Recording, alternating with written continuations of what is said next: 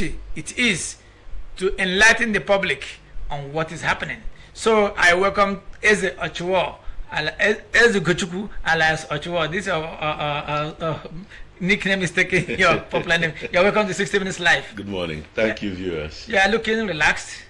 As always. In the face of economic misfortunes. Well, one with God is majority. Okay, that's good. So, Ochuo, let me start by the pose I raised. Your principal, the governor of the state, government officials, all other persons involved in the governance of Imo State, are they not worried any day national, state, medium, radio, social media, every story that comes from Imo State is negative? What is the situation? Are you people not worried? Well, in this day and age of social media, bad news travels faster, so...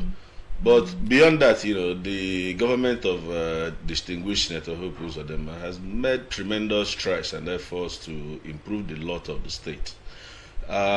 We have a situation in the southeast where there is an amalgam of forces and personalities and situations that has culminated into poses serious challenges to governance, amongst the 5 southeast states. So it's not only in Imo State; it's happening in the 5 southeastern states, and people are taking advantage of that, especially the political elites, and who has now, try to highlight, news that appears damaging to the state governments of the southeast to make it something that they can take political advantage of.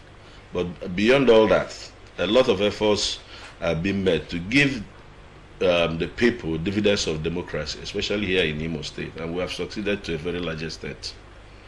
Okay, you said the social media makes a little thing that's bad to travel, but can the social media be used to make the good ones travel? Because in your posts on the public enlightenment platform, which every Nigerian or every Muslim does not have the opportunity to watch, I see many good jobs. Like me, I traveled from Owerri to Okigwe last week up to close to Angara.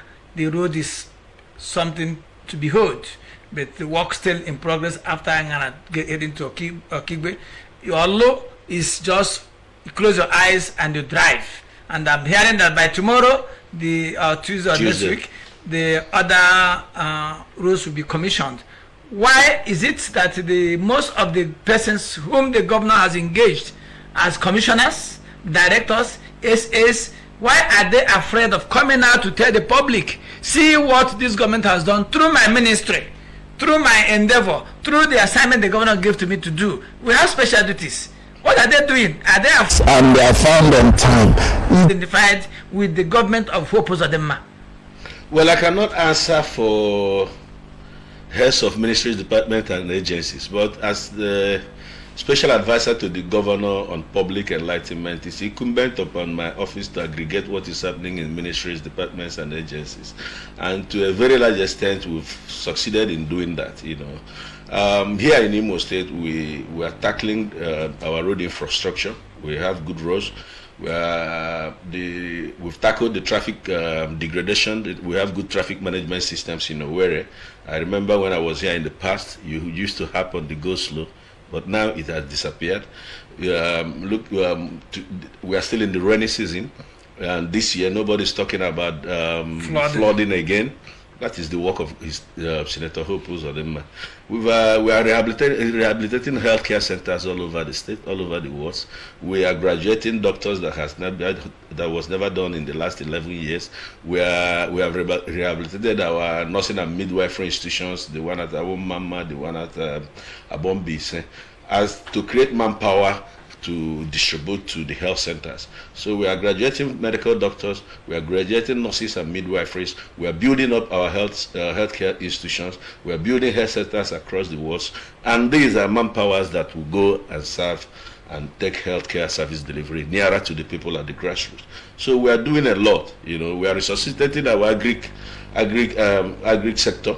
We've rehabilitated the Charubo farm settlements to provide agri skills to people of the area. We have concessioned the other palm to private sector participation, and where the host communities are benefiting as critical shareholders and stockholders of the industry. So we are doing a whole gamut of activities, and also realize that we are also not limited in our media engagements in Imo State here. For public enlightenment, we are also using every available media there to put our stories across to the world, whether Twitter, whether it's internet, whether it's 60 Minutes Live, whether it's 60 Minutes Live, whether it's the print media. So we are doing our best, but there is pessimism about government. It's not only in Nigeria; it's all over the world. Last week, the UK Prime Minister resigned over a barrage of media attacks and all that. So it's all that. It's a balancing act, and I think that at the end of the day, we will thrive to put our message across. Okay, you said the UK Prime Minister resigned. When do you think here in Nigeria that an officer, for instance, look at what happened at the correctional services in Kuje, Yes, is about one out of how many thousands of jailbreaks we've had in Nigeria, and that minister, even when they said about 64 hardened Boko Haram and Iswa people got escaped, and the minister still sits there and talk. Does it mean that we don't have conscience in this part of the world, or what? well, you are an African like me. I don't think we resign that much. But as we grow our democracy, maybe as we sustain our democracy, maybe the ethics of democratic life will come and live with us, and we will start to resign. We'll start having conscience. And we start having conscience. Okay, fine. You talked about the routes, the bottlenecks that used to be there, they are no longer there. That's a good one. The urban renewal facilities, the crisis now that is brewing along Douglas between the urban renewal agencies and Yes. so and more so, there's even another issue. If you come out along Douglas, Bank Road, Port Harcourt Road in the mornings between 6:30 to 8, you see a lot of these outside guys carrying carts, Dump pushers. dump pushers. That is pushing inside Owerri metropolis. We are no longer talking about Okada. Yes, our land has been outlawed, but no enforcement. So, what is a part of ISO, and more so, those things can be used as a cover to cover dangerous weapons and other things for criminals. So, what is the government saying? Are they insensitive to these small things that can aid the criminality in our community? Government takes full cognizance of everything that can help to provide security for our people. Insecurity is not tribal. Anybody can be a criminal. But having said that, you also the government is doing everything to clear the Owerri capital city of any type of insecurity or criminal activities, and to a larger extent we have succeeded. Now that you have raised this issue of dump listed, it's about waste management, and people, waste management is a resources. Land is a resources. A lot of things are resources. So it's identifiable resources where you see dump pushers go to the waste bin, pick up plastics and cardboards, they resell it, So it's for us to properly engage and try to streamline it and see it, curtail it where it infringes on the security of the people, but enhance it where it is a revenue earner for the people as well. And I can give you an example. Here in Owerri now, there's a waste recycling plant that is coming up. Already they are collecting waste and bagging and sending to Lagos to sell, but they are building their own plant now. Only yesterday I was supposed to visit that plant and see what they are doing and see how they are getting their raw materials and their plastics, and see who are bringing it. If they are these people you've mentioned, we can now have a data of them, create a name list of them, phone number of these people, identify them, probably take pictures, passport pictures of them, so that they can become identifiable, and create a database of them, so that we can be able to know them, investigate them, and know their backgrounds. That way, the insecurity side can be contained. Then also building up an emerging business from waste collection. Okay, that's a good one. But then I made mention of somewhere the Douglas demolition exercise that has been going on. We learned that there is no demolition exercise going on in Douglas Road. What is going on in Douglas Road is purely an effort towards our urban renewal. That Douglas Road is the presidential route that leads straight into the government house axis. You know, and during the previous regimes, efforts were made to also get these people, these traders, to the new markets that were built at the edges of the city.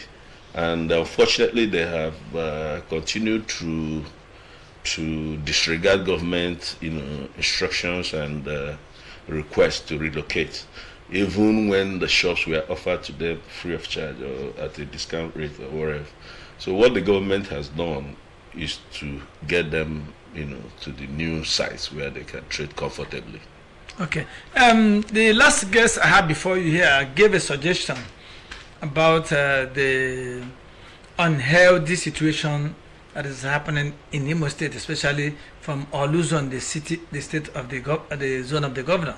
He talked about profiled the solution where the government should contact or consult with the past leaders, especially from that zone, for peace to reign, for there to be harmony. Because if you look at 2023 election is quite at hand. After the general election, Imo State will come in. And how do you think that Governor Hope Uzodinma, if he presents himself in the next election, with all this hulubala, this discontentment and whatever, that people would be able to be confident in voting him also? What is government doing to ensure that the romance with the people, bring them close, tell them that, look, there's tension, and this Ebubago thing that there are people shouting about, because Ebubago, we're told, like the Amatoku in the Yoruba land, is not officially known in the Nigerian law, but here they are being used, according to information, to maim people. Well, as of coming back to power, it's only God that gives power. So God gives power to whomsoever He desires to give it to. And as regards the past leaders that you mentioned, statutorily, there are state bodies that automatically they belong to, and those bodies has been meeting consistently. Every former governor, every former senator, they are part of the Imo stakeholders. They are part of the Imo Council of Elders, and these statutory bodies has been meeting regularly. And I know that invitations are also extended to them to be participants and add their knowledge and experience to the running of the state. Whether they have taken advantage of that or not is up to them and up to their conscience. But there has been constant interface and stakeholder commitment and engagement by the state government and the governor. And the impression that there is Imo State is in turmoil is not true. We have pockets of issues, in 2 local governments or 3 local governments of Olo or so, and some areas of Oru East. Well, that is 3 out of 27 local governments. And as you know, to a large extent, also is peaceful now, because we've pushed the bandits and the insurgents and those who are making life more difficult for the people away from the forest where they have occupied. They are no longer able to engage in the city centers of Olo.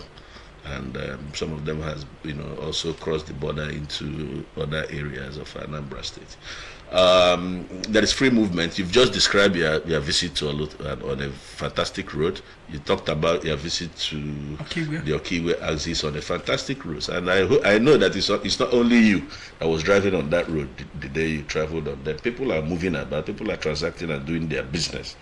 But there appears to be a concerted effort to put fears in the minds of Imolites so that they can just live in fear, don't do their businesses. And people who are thriving on this are people who are trying to make political capital out of it. But God forbid people make political capital out of the sufferings of others. Okay, Eze Ugochukwu, let me ask you this as the last question. Is it true that the governor of Imo State, Senator Hope Uzodimma, does not reside in Imo, that he resides in Abuja and visits Imo? Is that true? It's not true. Okay, he says it's not true because as the governor only of the yesterday the governor sworn in the new head of service. Okay. Barrister Raymond Uchoma and the chief political advisor Barrister Nine. Okay. So the governor is here and doing his duty. Some days ago, you also saw in the media when he embarked on project inspections around the new drainage control system at and come on Tuesday, he will do what? We are flagging off fantastic. We are taking it from Olu Mbe to Akokwa in Idato North, and we are taking it to our boundary, Imo boundary with Anambra Tuga. Krembo, fantastic company. Same day, Tuesday, we are taking it from Owerri to Emekuku to Mbise axis to Ituboma and all the way to our boundary with Umai. And we're going to witness in the next couple of months fantastic intercity, interlocal, and interstate roads for Imo State. Sustainability in terms of physical road infrastructures. Okay, yes, Eze Ugochukwu, you have said it all. That is good. I've witnessed some, but as I keep on saying, the image makers of the state and the governor are not doing well. Let me say it here. And because they say when a product is in the market and it's not selling well, the next other thing is to do aggressive marketing and the rebranding. So you are the only one that can only be invited, and you come here without giving you last minute disappointment that I'm going this, I'm doing that. So thank you for being our guest on 60 Minutes today. I'm hoping that we're going to invite Mind you that so many of my colleagues are also on different radio stations, so it's not all the time they might have time to come and see you on television. But be rest assured that I will take your message to them. Yeah, well, yes, it's good because then people associate the voice with the face. That's the importance of television. Thank you very much. You'll start seeing them more frequent. Thank you very much, sir. You're welcome. Okay. A non-governmental and advocacy group known as Turning Point Nigeria says it has embarked on voter education campaign to mobilize Nigerians on the need to register and obtain their PVCs against the 2023 election. The Nigeria Electoral Commission, the president of the Turning Point Nigeria, Sir Oswald Chima Okebata, said the essence of the social mobilization is to educate Nigerians on the need and importance of voting at elections. Oswald Okebata said it's important that eligible voters be registered and have their data in INEC database. Turning Point Nigeria Executive Secretary Kasimia Irekamba says the organization is targeting additional 20 million voters, especially those Nigerians who clocked 18 years after the last election, and those who have not yet registered at all. That's those who have not registered before. Turning Point Nigeria placed on record that the first time the history of Nigeria, the Nigerian democracy, the electoral umpire launched an online portal for registration, a shift from the past mood where prospective voters queued for a long hour before they can be registered. Therefore, Turning Point Nigeria urges Nigerians to get themselves registered and participate fully in the electoral process of Nigeria. So that's how far I can go with this segment. I'm bringing in